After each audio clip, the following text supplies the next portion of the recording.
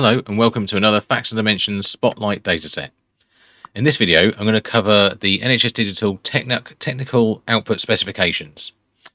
As at the time of this video recording, November 22, we've got 4 so far.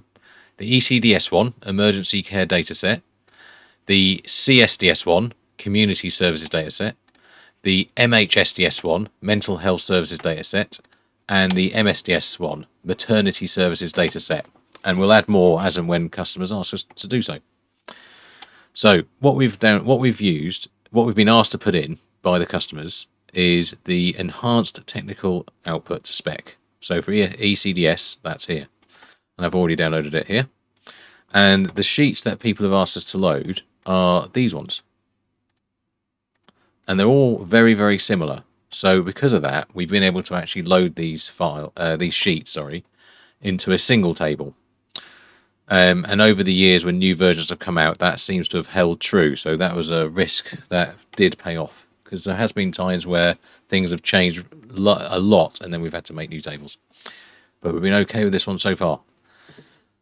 So here's the actual table for ECDS code sets.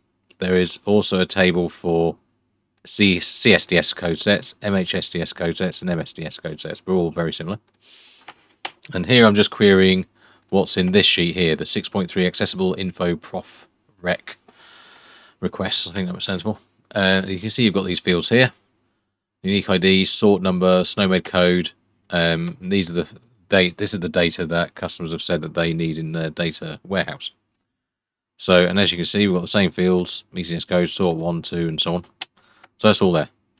While I've got this video going, I'll just show you what history we've got in this table.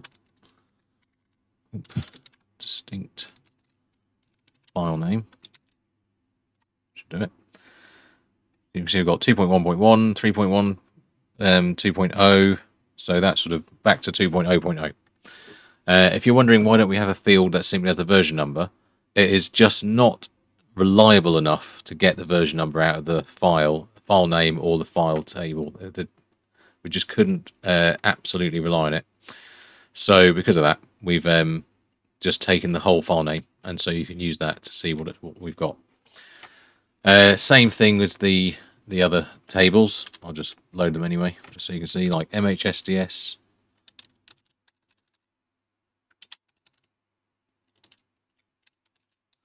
IntelliSense doesn't seem to update, does it? Oh no, it's because I mistyped it. So it's the mental health one, the CSDS one, again mistyped. These videos are going to be very boring to watch, I know, and I apologise.